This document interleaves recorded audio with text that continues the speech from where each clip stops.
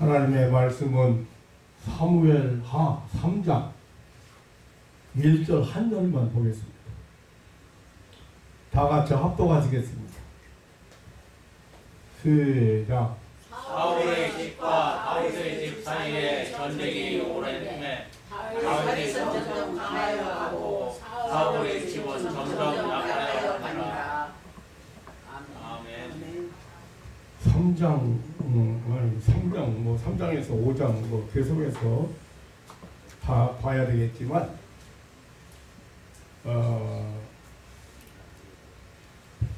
오늘 본문 이후에 몇 장은 5장까지 이 다윗의 집과 사울의 집을 비교해서 소개하고 있습니다. 다윗의 집은 점점 강해가고 그리고 사울의 집은 점점 약해 갔다. 그래서 왜 그랬는지 그 이유를 정확하게 알려주고 있습니다. 성경에서 지금 이제 이후에 이렇게 보면은 다윗은 하나님이 함께 하셨고 사울은 하나님이 떠났기 때문이라고 알려주고 있습니다. 자, 한 절 더 보겠습니다. 5장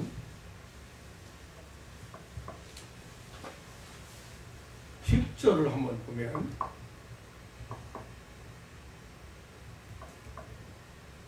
다 같이 한번 보시겠어요. 시작. 만군의 하나님 여호와께서 함께 계시니 다윗이 점점 강성하여 가니라. 만군의 하나님 여호와께서 함께 계시니 다윗이 점점 강해갔다. 그러니까 다윗의 집이 점점 강해간 이유는 하나님이 함께 하셨기 때문이다. 그리고 사무엘상 16장 14절을 보면은 안 찾아보고 그냥 제가 읽어드리겠습니다. 여호와의 신이 사울에게서 떠나고 여호와의 부르시는 악신이 그를 번뇌케 하리라. 그러니까 하나님이 사울에게서는 떠났다. 그러니까 하나님이 함께하는 가정은 점점 강해가고 하나님이 떠나는 가정은 사울은 왕입니다. 이스라엘의 초대 왕인데 그 왕과는 점점점 약해가고 다윗은 시골에 목동이에요. 일개 목동이에요. 그런데 이 다윗은 점점 강성해 갔다. 그것이 오늘 오늘 우리에게 주시는 말씀입니다. 그런데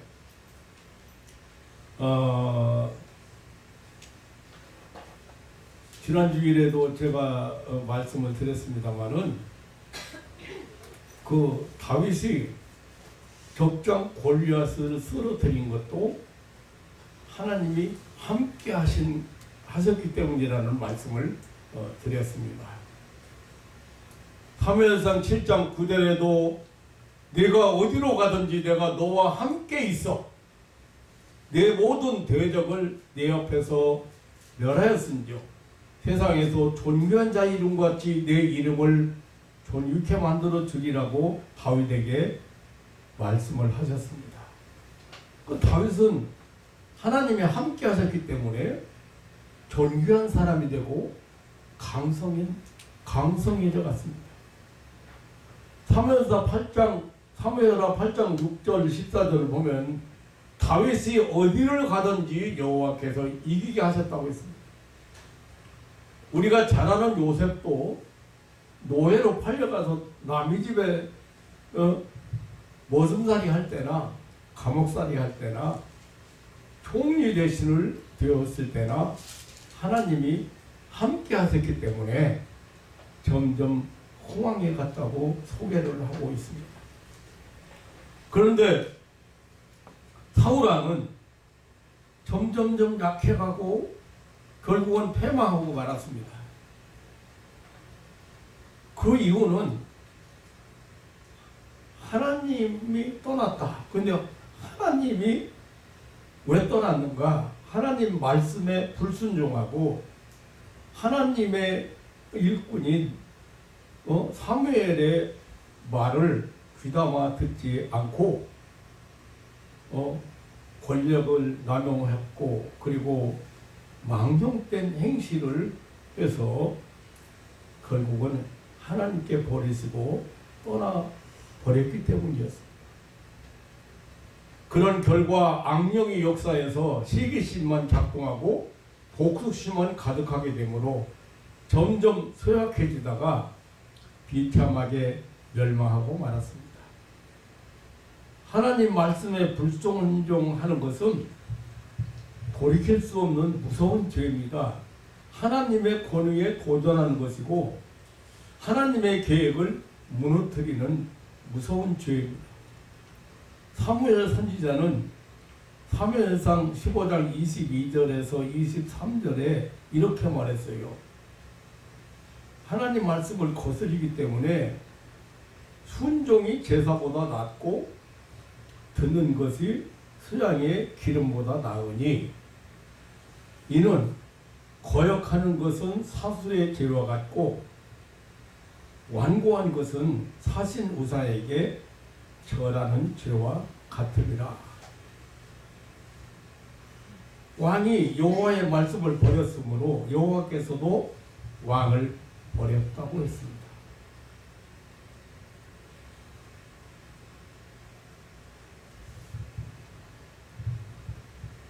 알고 보면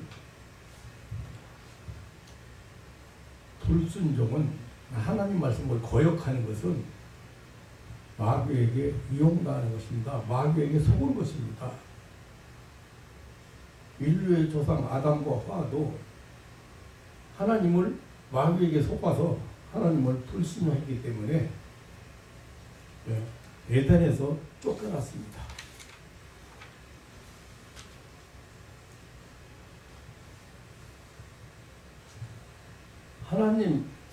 하나님 말씀에 불순종한다는 것은 하나님 말씀을 거역한다는 것은 하나님께서 아무리 축복하고 싶어도 은혜를 베풀고 싶어도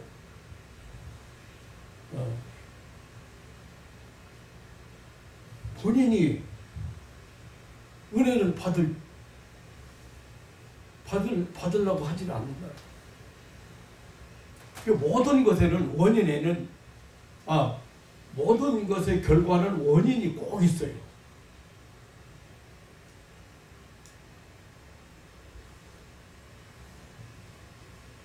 근데 하나님이 눈이 안 보이고 하나님이 내가 무슨 마음을 품고 있는지 모르는 줄 알고 있는데 어쩔 때는 신비하게도 그 사람 마음속까지 다 들여다보여요. 하나님께서 모르셔요? 앉고 일어선 거 하나님 아시고 무슨 생각을 하고 있는지 무슨 마음을 품고 있는지 하나님 다 아신다고. 그래서 제가 병자들을 기도하면서요 굉장히 힘들어 본 적이 여러 번 있거든요. 그런데 이 사람들이요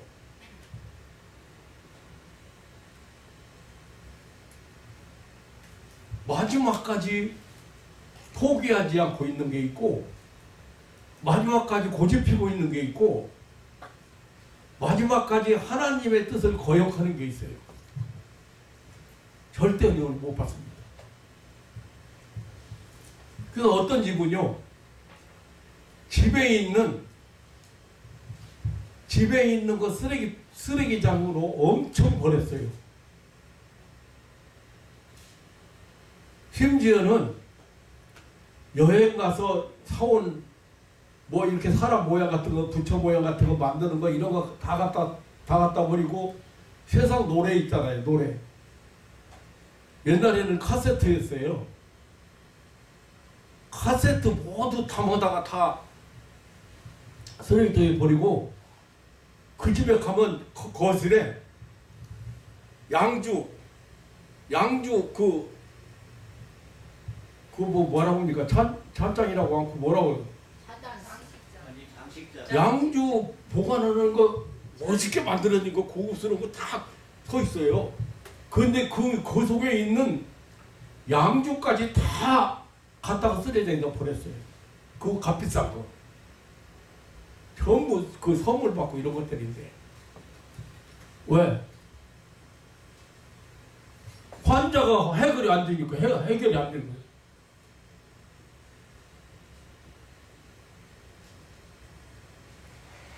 그걸 다른 말로 표현하면요.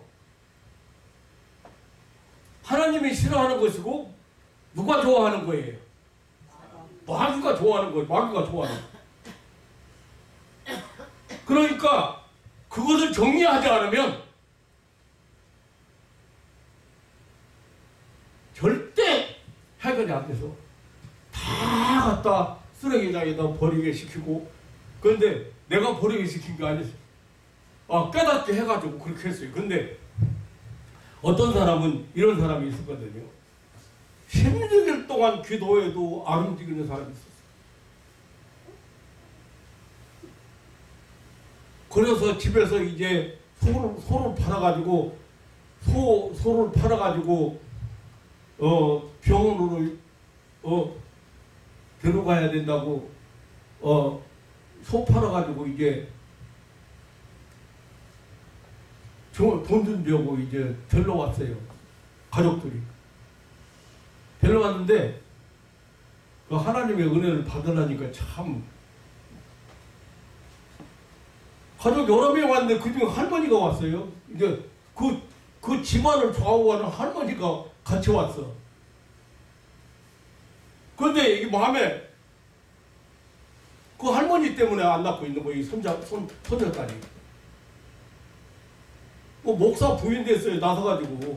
그런데 그 할머니가 다른 가족들은 다 하나님 섬기기로 마음 먹었는데 그리고 결정하고 교회 나가고 그러는데 그 할머니만 안 나가요.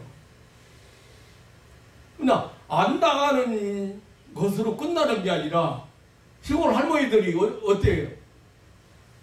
무당이나 찾아가고 장광에다 빌고 뭐 구도고 이런 거 하잖아요.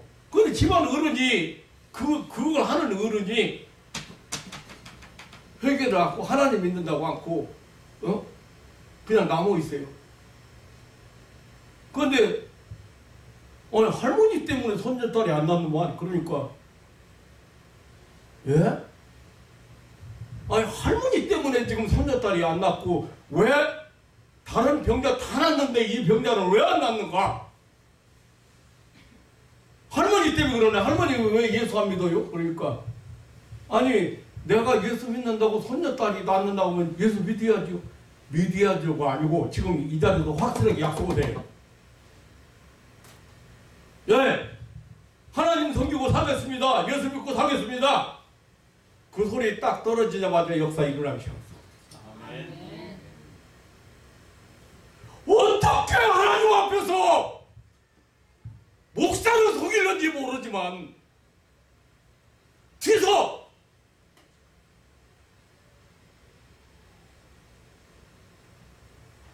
하나님 살아계시고 하나님 분명히 역사하시는데 원인이 없을 리가 없다 이 말.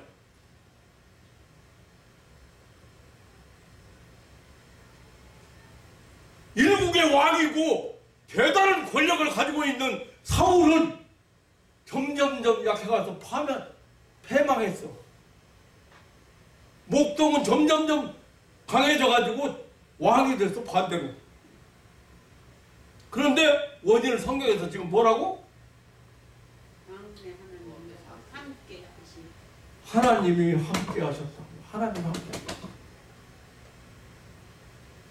그리고 사울에게서는 하나님이 떠났다는 거예요.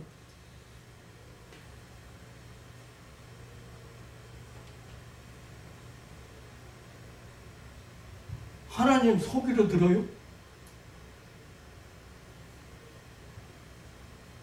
정말 진실하게 하나님 앞에서 살지 않으면 하나님이 함께 하실 수가 없어요.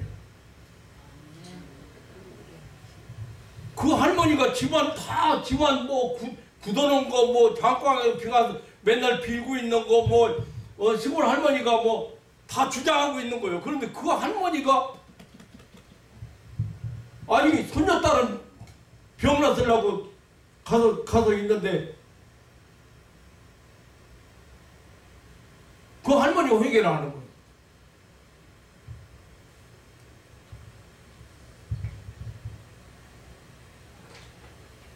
그런데 말이죠. 왜 사울왕에서 하나님이 떠났을까? 하나님의 신이 떠났을까? 두 번 하나님을 거역했는데 그 거역한 내용을 잘 보면 사울왕은 아주 논리 정연하고 뭐 잘못한 게 없는 것 같아요. 첫 번째가 사무엘상 13장에 그 내용이 나오는데 블레셋이 대군을 이제 몰고 쳐들어왔어요. 병거 3만, 마병 6천, 뭐 수많은 그 블레셋 사람들이 쳐들어왔어요. 그런데 이제 사무엘이 사람들을 이끌고 이제 쳐들어온 막아내려고 갔잖아요. 막아내려고 갔는데 막아내야 되는데 사무엘 선지자가 그 제사장이 와가지고 먼저 하나님 앞에 도움을 받아야 되기 때문에 지금으로 말하면 기도해야 된다고 말해요. 그러니 그때는 뭐예요? 번제를 지내야 돼. 근데 사무엘이 아니 마음은 조급해 죽겠는데 사무엘이 안 오고 있는 거예요. 제사 지내야 되는데 제사 지내고 전쟁 나가야 되는데 그러니까 마음은 조급하고 곧 쳐들어올 것 같고 그러니까 이제 사울이 아니 뭐 내가 왕인데 뭐 꼭 사무엘이 뭐 번제를 지내야 돼? 내가 지내면 안 돼? 그래서 번제와 화목제물을 갖다가 제사를 지냈어요. 사무엘이 오기 전에 사무엘을 못 기다리고.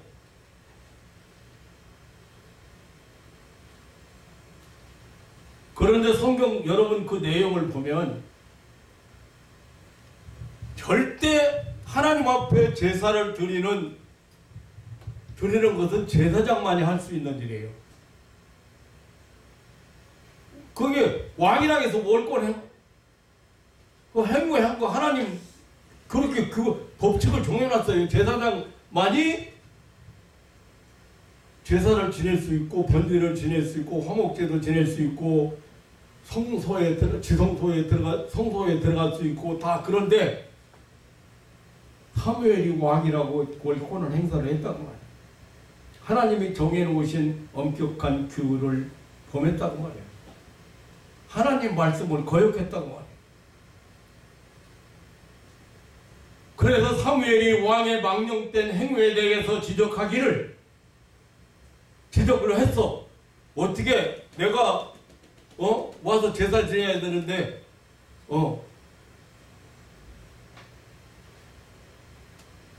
왕이 제사장 하는 일을 왕이 했습니까? 그랬을 때 이 사울 왕이 그럴듯한 핑계를 댔습니다. 블레셋 대군이 곧 말하자면 쳐들어올 것 같고, 그리고 또 백성들은 겁나서 다 자꾸 흩어지고, 거기 이제 군사들은 그래서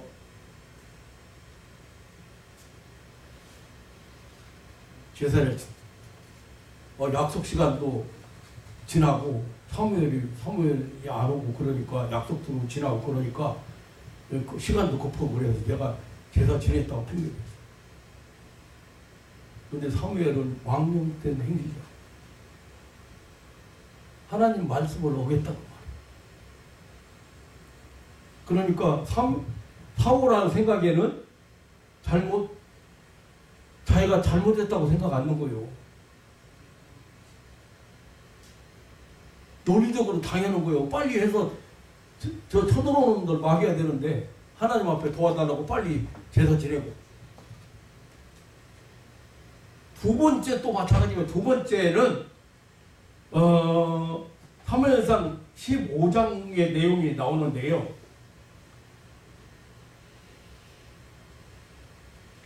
사무엘이 선지자가 하나님 말씀을 사울 왕에게 전했어요. 뭐라고 전했냐면, 아말렉을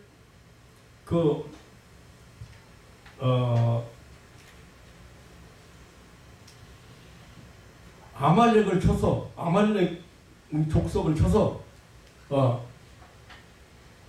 그들의 모든 소유를 남김없이 진멸하되, 남녀와 그 5장 15장 2절에 보면 남녀와 소아와 젖먹이는 아이와 우상과 약대와 나귀를 죽이라고.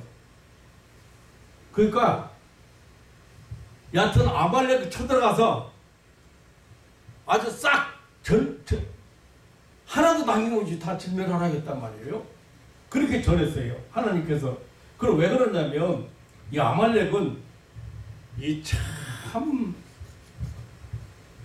꼭 마귀하고 똑같은, 마귀를 상징하는 족속이에요, 이게 아말렉.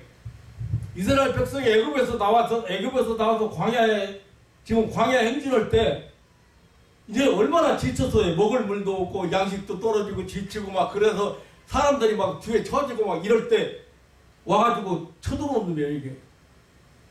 근데 그때뿐이 아니고 앞으로도 계속해서 이스라엘 백성을 괴롭힐 그 족속이 아말렉 족속이야.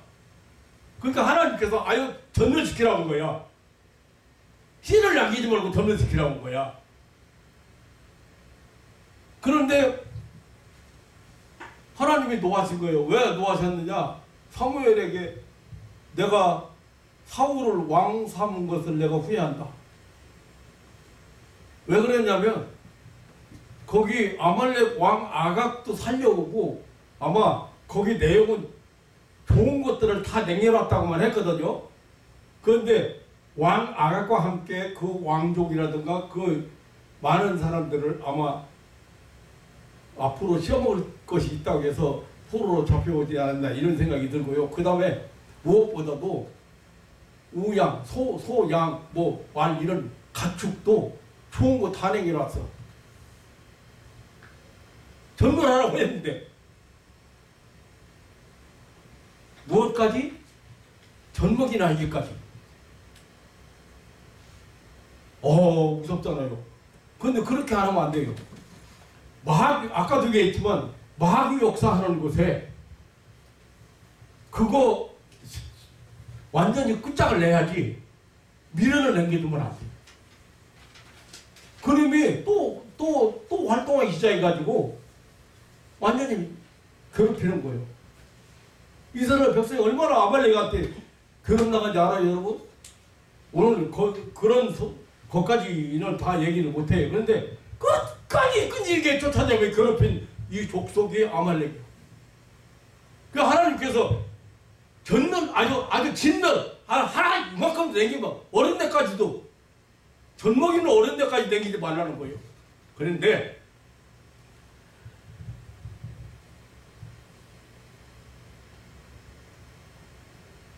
참 무자비하게 진멸하라고 했는데, 사무엘상 15장 15절에 보면 아말렉의 그 왕 아각도 사로잡고 그 양과 소의 좋은 것과 또는 기름진 것과 그리고 모든 좋은 것을 남기고 진멸하기를 즐겨하지 아니했다. 그렇게 써 있어요. 그게 모든 좋은 거 다 내려놨다는 거예요. 그래서 15장 11절에 보면 하나님께서 사무엘에게 내가 사울을 세워 왕 삼은 것을 후회한다. 그가 돌이켜 나를 쫓지 아니하며 내 명령을 이루지 아니하였음이니라고 했습니다. 그 소리를 듣고 사무엘이 정말로 근심하면서 온 밤을 새우면서 하나님 앞에 부르짖어 기도했습니다. 그리고 다음날 사울 왕을 찾아가서 하나님 말씀을 전했습니다. 당신이 하나님이 진노를 하라고 하는데 이 양 소리는 어디서 들리는 거며 소 우는 소리는 어디서 들리는 겁니까? 그랬더니 사울 왕이 핑계대기를 국민들이 원해서, 아니 백성들이 원해서, 그리고 이거 살찐 소나 이 양은 하나님 앞에 제사 드리기 위해서 국민들이 원해가지고 남겨놨다는 거예요. 또 핑계대지. 그런데 여러분 생각에는 사울이 잘못한 거예요? 잘한 거예요? 자기는 아니 국민들이 그렇게 백성들이 원했으니까 그리고 그게 맞는 것 같은 거 했다 이거죠. 근데 하나님 말씀은 그게 안 했잖아요.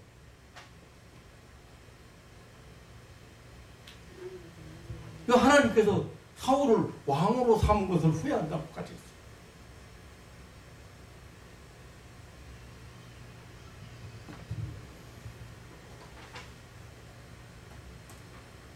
그러니까 사무엘 선지자가 근심하면서 밤새도록 기도했는데, 기도하고 사울왕 찾아가서 얘기하니까 이런 구실만 백성 핑계대고 백성들이 하나님께 제사하려고 양과 와서 좋은 것들을 남겼다. 왜 하나님 목소리를 종종치 않냐고 하나님께서 악하다고 하시는 것을 행했느냐고 재차 회개를 촉구했지만은 안 하니까 15장 20절로 21절에 보면 변명을 하는 것을 볼 수가 있는데, 불순종이 얼마나 무서운 죄인지 16장 14절에 보면 여호와의 신이 사울에게서 떠나고 여호와의 부르시는 악신이 그를 번뇌케 했다고 했어요. 그의 말로는 정말 비참했습니다. 얼마나 비참한지 알아요? 왕이 말이죠. 일국의 왕이요. 다윗을 쉬게 해가지고 다윗을 죽이려고 인기가 있다고, 다윗이 인기가 있다고 잘못하면 왕 자리가 위험할까 다윗 죽이려고 얼마나 투세당했는지 몰라요.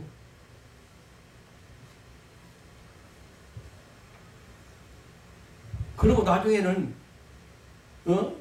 얼마나 망령된 일을 했나 봐요. 나중에는 무당 찾아가서 죽은 사무엘을 만나게 해달라고, 가짜배기 만나는 거요. 무당이 신접한 사람, 저 신을 불러오는 사람, 신접한 사람 별거 있잖아요.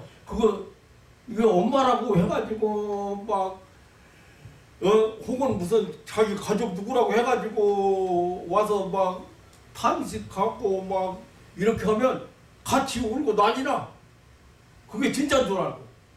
근데 그렇게 잘 맞추거든.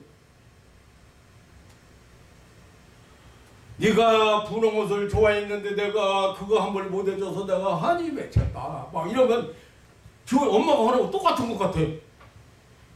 사울왕도 무당 찾아가서 사무엘을 만나, 내가 이렇게 지금 곤고하고 힘들고 망하게 생겼는데 사무엘 좀 만나고 얼마나 망령적인 행실을 계속했는지 몰라요. 그래서 블레셋 사람들과 싸움을 패전하고 자식도 죽고 자기는 부상당해서 도망갈 수도 없고, 그러니까 자기 칼을 누가 부하 보고 죽여달라 해도 부하가 어떻게 죽겠어요? 자기 칼을 배에다 놓고 엎드려져 가지고 자기가 자살은 이게 사울의 말로요.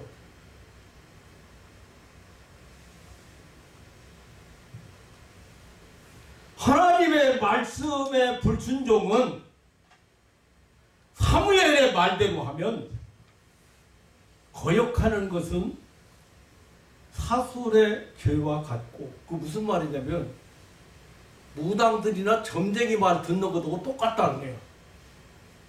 그거 다 거짓말이고 가짜백인데. 그리고 사신 우상에게 절하는 죄와 같다고 했어요. 완고한 것은 사신 우상에게 절하는 죄와. 그러니까 하나님 말씀을 안 따르고 자기 고집대로 살았기 때문에 그걸 완고하다고 하는 거예요.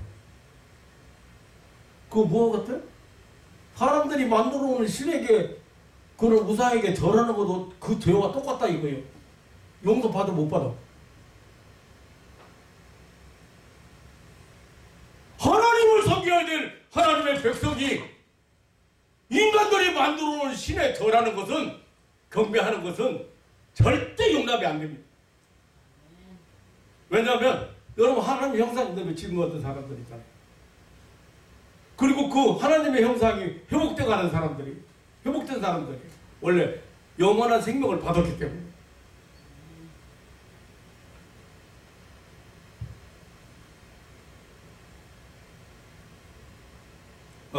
오늘 이 얘기 사울 얘기 하려고 온 게 아니고, 오늘은 사실 점점점 강약이 간 다윗집 얘기를 하려고 했어요. 점점점 강서에 갔다는 다윗집 이야기를 하면서 은혜 받으려고 했는데 사울 얘기가 조금 길게 나온 것 같습니다. 하나님이 함께 하시는 다윗의 집이 점점점 강서에 갔다. 여기 지금. 근데 그 원인이 간단해요. 누가 함께 하셨다고? 하나님이 함께 하셨다. 한때 인기가 높았던 이스라엘 초대왕, 그리고 키도 크고 준소하고 겸손하던 사울의 집은 점점 쇠약해가고, 반대로 이새의 막내의 아들로 양치기 하는 목동이었던 다윗의 집은 점점 강성해 간다고 하고 있습니다. 그 이유를 성경은 하나님께서 함께 하시기 때문이라고. 왜 하나님께서는 다윗과 함께 하셨을까? 하나님은 어떤 사람과 함께 하시는가? 그냥 간단하게 대답하면 단답으로 이렇게 대답한다고 하면 어떤 사람과 하나님이 함께 하시요? 네? 하나님 말씀에 순종하는 사람과 함께 하시는 거야. 그런데 사실 알고 보면 그 몇 가지 하나님이 함께 하시는 몇 가지 이유를 우리가 다윗과 왜 하나님을 함께 하셨나? 그걸 한마디로 대답을 하면 그냥 하나님 말씀에 순종하고.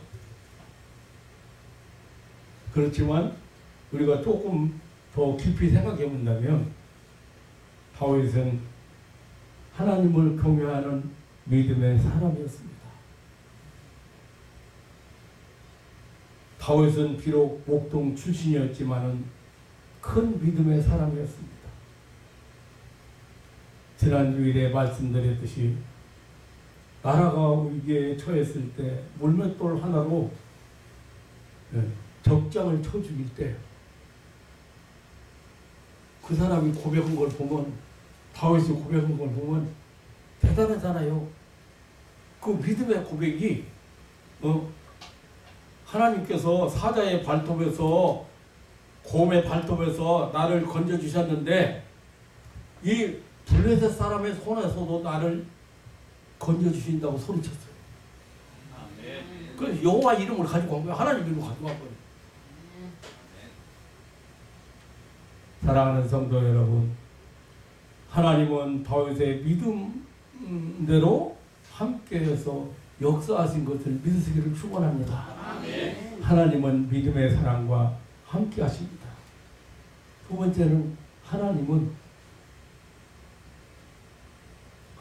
말씀에 하나님의 법을 무섭게 여겼다. 하나님 말씀에 절대 순종했다. 그런 말이죠. 근데 사울왕이 그렇게 죽이려고 쫓아다녔어요. 끊임없이 쫓아다녔어요. 참으로 지겨울 정도로 쫓아다녔어요. 그런데 다윗은 사울을 죽일 기회가 여러 번 있었습니다. 자기를 죽이려고 쫓아다니는 사람 죽일 기회가 여러 번 있었어요. 그래서 뭐 이거 일일이 안 찾아보겠습니다만은 그런 기회가 있었지만 하나님의 기름 부어서 세운 왕이기 때문에 그에게 손을 대지 않고 하나님이 처리해 주실 때까지 피해 다니기만 했어.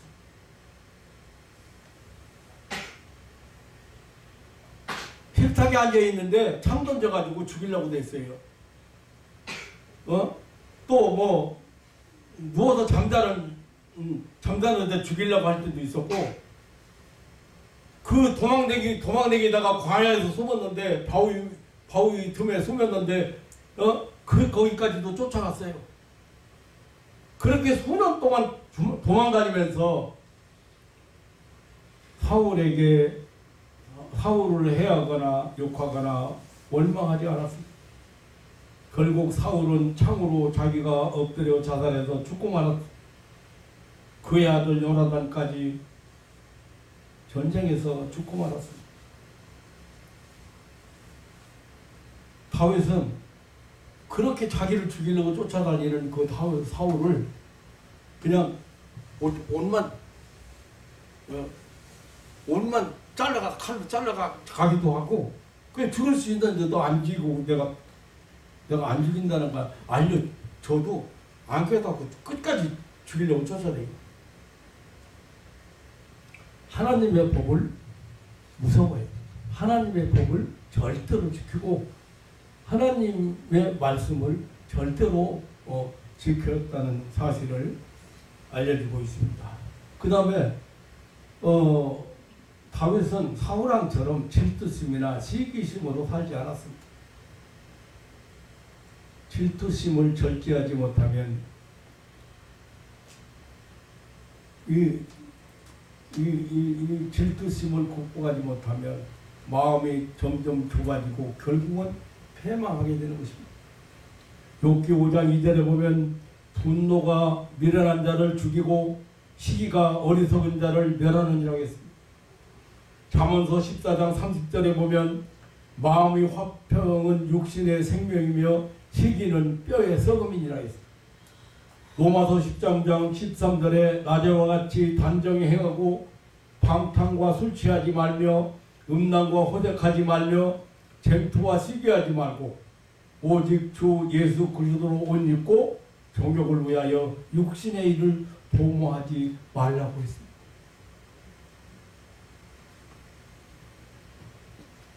이런 거 설명하면 길어지니까 설명을 생략하도록 하겠습니다.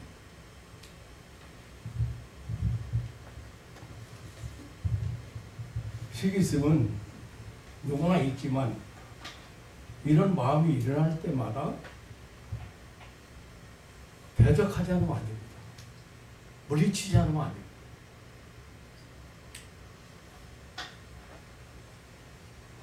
시기심이나 질투심이나 이런 거 빨리 물리치고 말씀을 묵상하고 기도해요. 그렇지 않으면 치사스러운 사람 되고 결국 사울과 같이 쇠하여 갈 수밖에 없습니다. 내가 언젠가 얘기했나 모르지만 저 가까이 사는 사람 아버지가 죽었는데 남매간에 재산을 안 나눠가진 것도 아닌데도 남매간에 고소해가지고 제 법정 그래가지고 나보고 한마디만 해달라고 그래. 내가 이런 데서 무슨 여기에 내가 남매간이 법정 투쟁하는데 내가 여기서 누구한테 도움을 주고 왜 재산 싸움하냐 이거.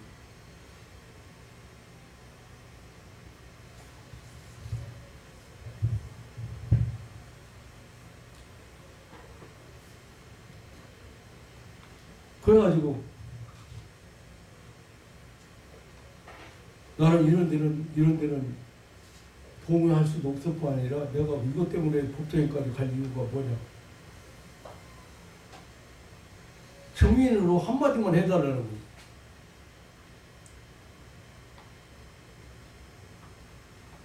뭐 때문에요? 누나는 많이 갖고 나는 왜 좋게 줬냐 이거. 좋게라도 받았으면 감사해.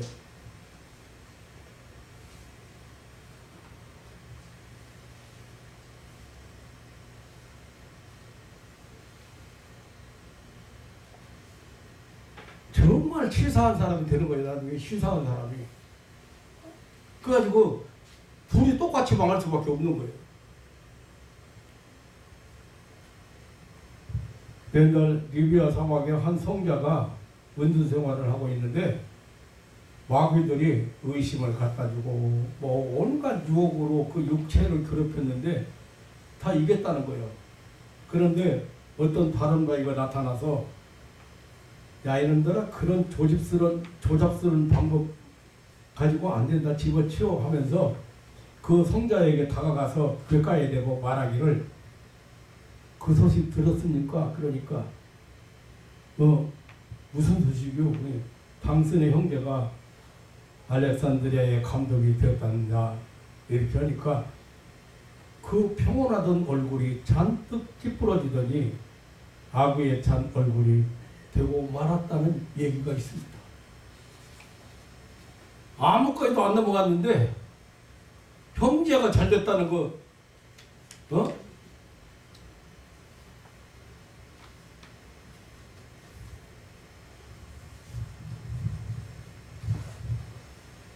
어느 날 그 유명한 화가인 레오나르도 다빈치 얘기인데요. 그 플로렌스의 그 큰 홀에 그림 그리도록 부탁을 하고 젊은 화가 미켈란젤로에게 스케치하라고 부탁을 했는데 다빈치도 잘 그렸지만 미켈란젤로의 그 그림이 잘 그린 것을 보고서 한 사람이 이런 말을 했다는 거예요. 레오나르도 다빈치는 이제 늙어가는구만. 그러니까 조금 그 다빈치의 명예를 실추시키는 말을 다빈치가 들었는데 그 말을 잊지 못하고 남은 생애를 우울한 상태로 지냈다는 다빈치의 기록을 제가 본 일이 있습니다.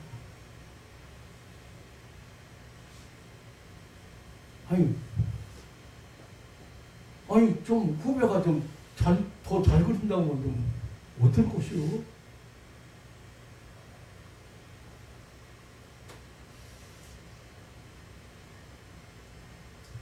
그러므로 질투심에 사로잡히지 않도록 항상 기도하고 주의해야 할 뿐 아니라 남에게 시기심을 유발시키지 않도록 조심해야 합니다.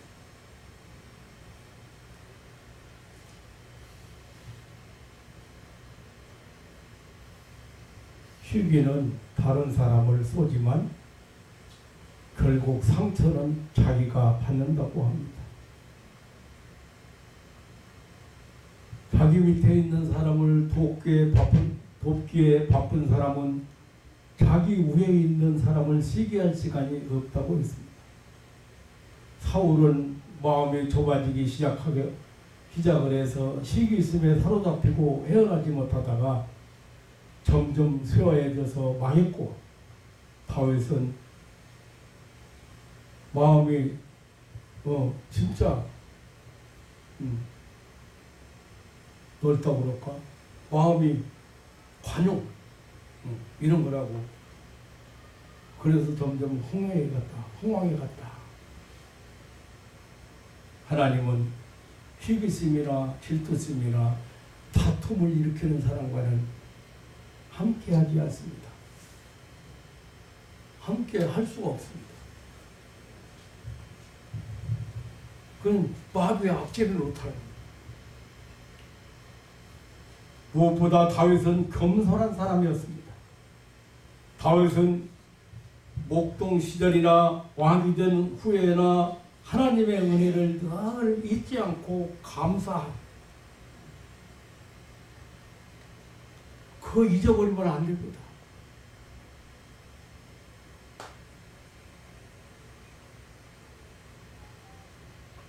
그 옛날에 최장암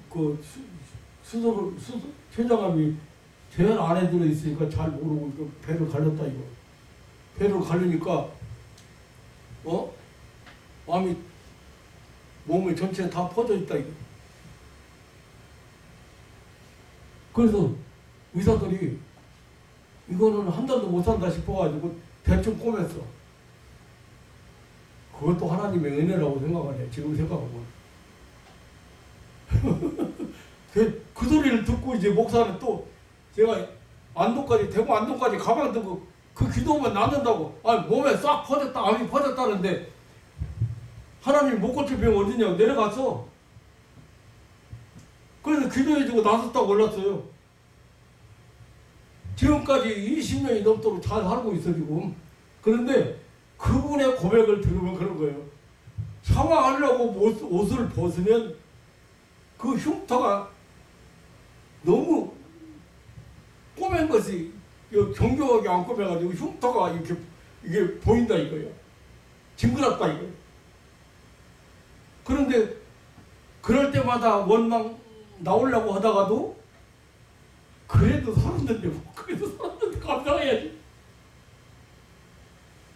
그러니까 여태까지 사는 거예요. 그러니까. 그래서 지금 생각해보니까 그 흉터 잘 만들어줬는데 하나님께서 늘 하나님의 은혜 잊지 말고 살으라고. 그거 볼 때마다 생각할 거 아니에요?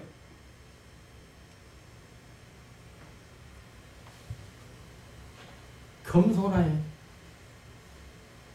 나도 겸손하지 못해서 많이 힘들게 사는 사람입니다. 옛날에 죽은 사람 일어나고 안진병 일어나고 뭐 병자 어떤 병자든 뇌암 환자 말기 뇌암 환자 기도하세요 고치고 우암 환자 일어나고 막 이러니까 그러고 할 때 온통 교회가 시험 드는 거예요. 그런데 그걸 모르고 회개를 않고 온통 시험 드니까 교인들이 내 말을 따라주는 사람이 하나도 없는 거예요. 아니 말을 들으려고 안 해. 아무리 정확하게 설명을 해도 상황을 설명을 해도 말 안 듣는 거예요. 다 시험 들어가니까.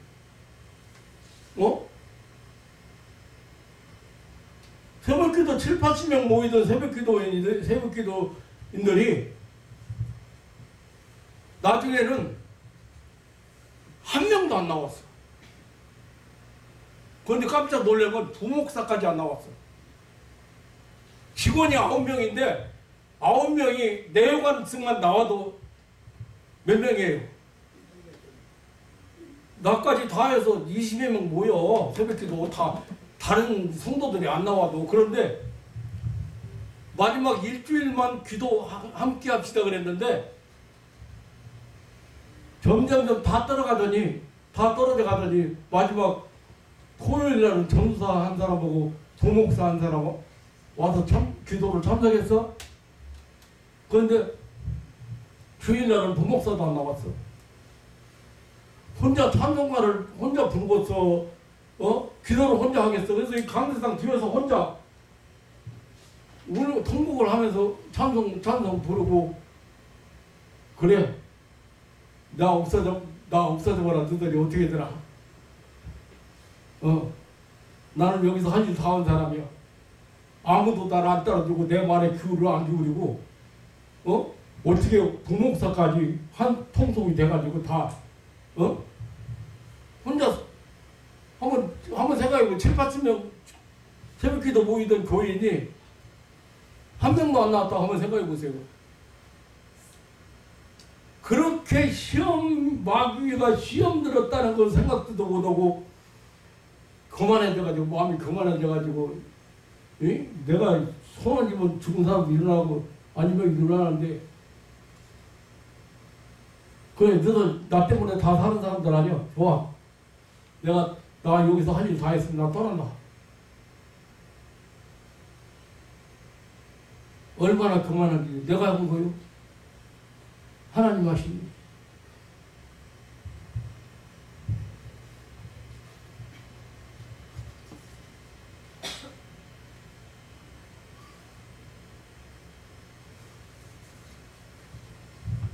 다윗이 왕 돼가지고 자기는 백향목국에 거하면서 여호와의 법궤는 아직 장막에 있다고 죄송스럽게 생각하면서 성전 건축을 하려고 하나님 앞에 기도했습니다. 그런데 하나님께서 허락지 아니하시면서도 그 마음을 가상하게 여기고 축복하실 때에 다윗이 말하기를 주 여호와여 나는 누구이며 내 집은 무엇이건데 나로 이에 이르게 하신다니까라고 지극히 겸손한 태도로 하나님 앞에 기도한 것을 볼 수가 있습니다. 또 다윗이 범죄했을 때 무명 선지자 나단이 와서 손가락질하면서 당신이 바로 그 사람 당신이 죄졌잖아 하고 죄를 책망할 때 겸손히 회개한 사람입니다. 왕의 권위로 나단을 쫓아버리거나 투옥하지도 않았고 체면을 생각해서 변명하거나 흠기를 들지 않았습니다. 오히려 내가 범죄하였나이다 하며 통곡하며 회개를 했습니다. 다윗은 참으로 마음이 겸손한 사람이었습니다. 잠언 16장 18절에 거만은 패망의 선봉이요 거만한 마음은 넘어짐의 앞제비라 하겠습니다. 야고보서 4장 6절에 하나님이 거만한 자를 물리치시고 겸손한 자에게 은혜를 주신다고 했습니다. 잠언 29장 23절에 사람이 거만하면 낮아지게 되었고 마음이 겸손하면 명예를 얻느니라고 했습니다.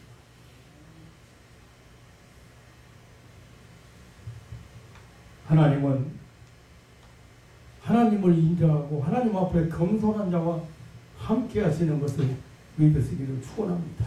아멘.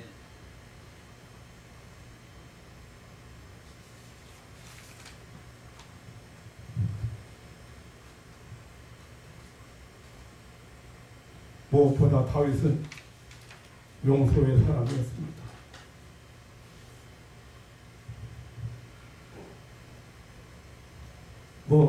시간이 많이 흐르니까 이렇게 좀 많이 생각을 해봅시다.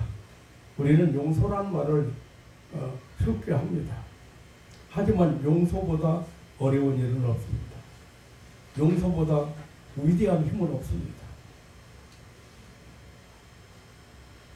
근데 다윗은 그 아들이 아버지를 죽이려고 모의했는 자식이 그래도 그걸 용서해주고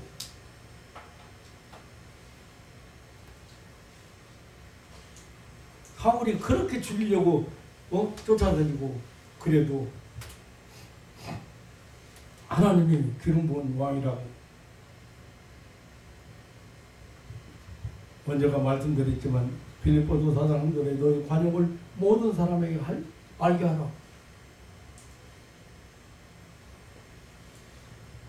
예수님께서 산상에서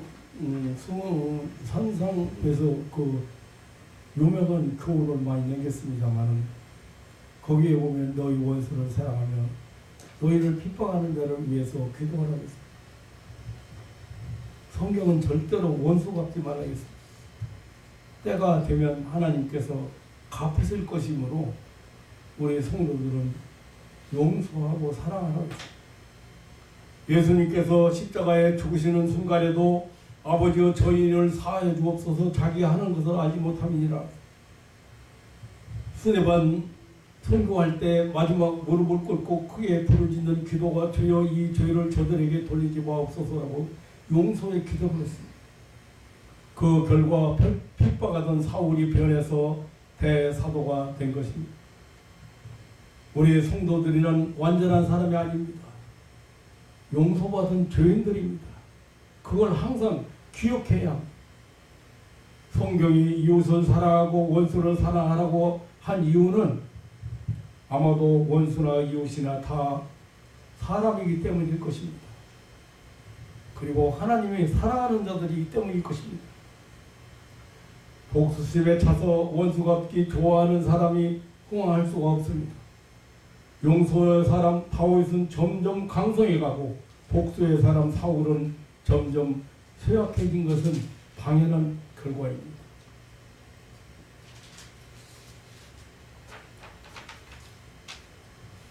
시간이 많이 흘렀으니까 조금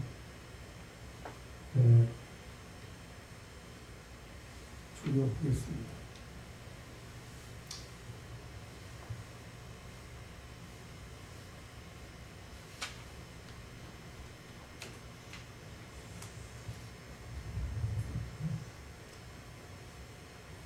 사랑하는 성도 여러분, 하나님이 함께 하시는 임마누엘의 축복, 이보다 더 큰 축복이 없습니다.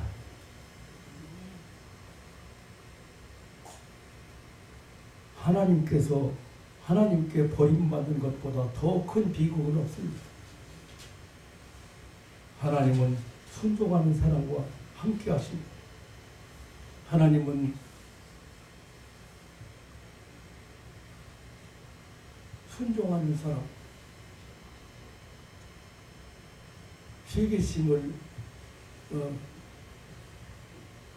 시기심이 가득한 사람과 함께 할 수가 없습니다. 하나님은 불순종하는 사람을 절대로 용납할 수가 없습니다. 시기심을 못 버리면 마귀와 동행하는 사람입니다. 하나님은 교만한 자를 멀리하시고 겸손한 사람에게 은혜를 베푸십니다. 용서의 사람이 된 사람이며 용서의 사람이 큰 사람이며 강한 사람입니다. 점점 강해지는 사람입니다. 언제나 하나님이 함께하는 사람은 점점 흥해가는 사람, 흥해가는 집안이 점점 강성해가는 승리의 사람들이 되시기를 주님의 이름으로 축원합니다. 저는 기도원을 3년 4년 기도원을 전전했습니다. 그거를 사직서를 내고 병가를 내고, 그런데 내가 그만한 걸 몰랐습니다.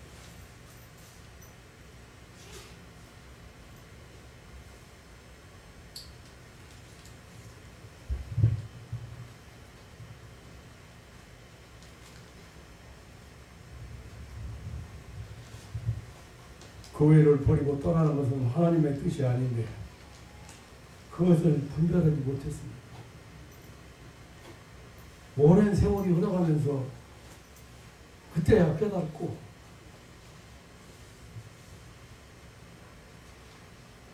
오늘 만군의 하나님 여호와께서 함께 계시니 다윗이 점점 강성해 갑니다.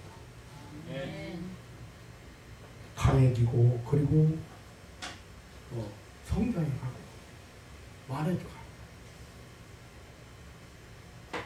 여러분의 삶이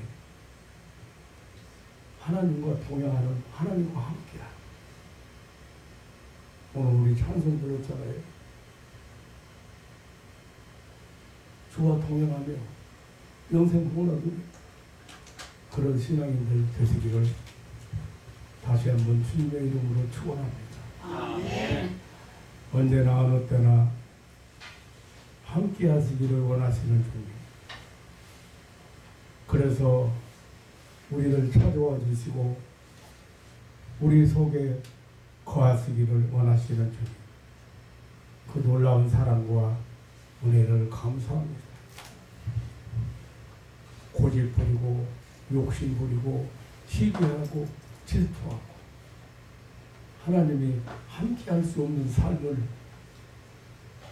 하나님이 동행할 수 없는 삶을 살아가는 안타까운 신앙인들이 많습니다.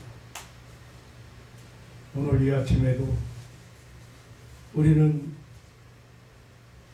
점점점 강성해간 다윗의 집에 대해서 이렇게 소개를 받았습니다. 성경은 온통 하나님이 함께 하심으로 강성한 자가 되었다는 증언을 하고 있습니다.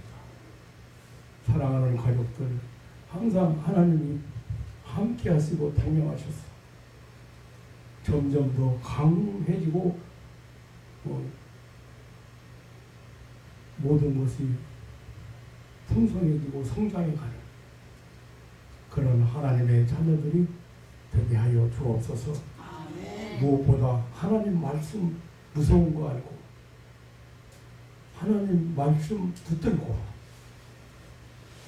죽음을 각오하고 순종할 수 있는 그런 믿음으로 축복하여 주옵소서. 아멘. 감사하며 언제나 변함없이 우리와 함께 하시고 동행하시기를 원하시는 세상 끝날까지도 함께 하겠다고 약속하신 우리 구주 예수님의 이름으로 기도하옵나이다. 아멘. 아멘.